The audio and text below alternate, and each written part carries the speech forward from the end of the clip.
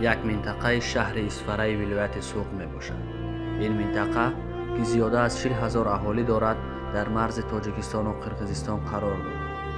албатта ин ягона минтақаи марзии Тоҷикистон бо Қирғизистон нест. Тоҷикистон бо Қирғизистон 976 километр марз дошта, танҳо 504 километри он муайян маълуматгузорӣ шудаанд. Ворух бошад яке аз минтақаҳои баҳсбарангези марзии Тоҷикистон ба ҳисоб меравад.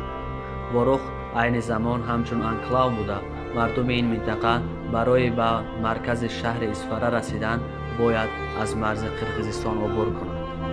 баъд аз пош хӯрдани ҷамоҳири шӯравӣ дар ин минтақа муноқишаҳои зиёд байни тоҷикону қирғизҳо рух додааст ва то ҳол чунин муноқишаҳо давом доранд. дар баъзе аз муноқишаҳо талафоти ҷонӣ ҳам ба миён омадааст. сабаби ин муноқишаҳо номуайян будани марзи давлатӣ мебошад.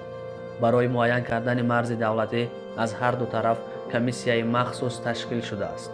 вале ин комиссияҳо дар рафти ҳеҷ вохӯрие ба тавофуқ нарасидаанд.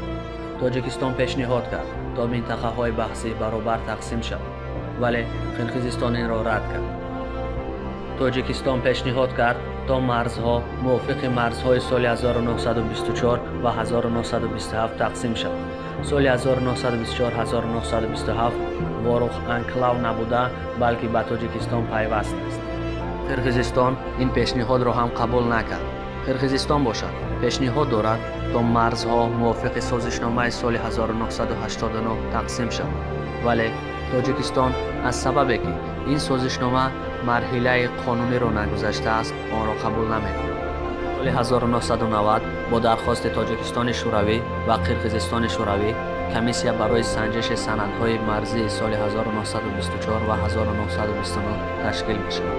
дар натиҷаи ин шӯрои олии ҷамоҳири шӯравӣ ин санадҳоро қонунӣ меҳисобад, вале Қирғизистон ин натиҷаро ҳам қабул надорад.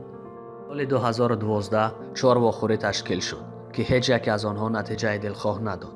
ҳар ду тараф қарор доданд ки то пайдо кардани санади кофӣ вохӯриҳоро тавқиф кунанд ва хостанд аз хазинаҳои Русия ва Узбекистон истифода кунанд.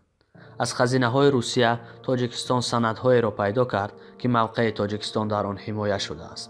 дар ин санадҳо тасдиқ шудааст ки ворух аз аввал анклав набуда, балки ба Тоҷикистон пайваст аст. мувофиқи харитаи ҳарбии соли 1955 амрико низ дида мешавад ки ворух анклав нест, балки ба Тоҷикистон пайваст аст.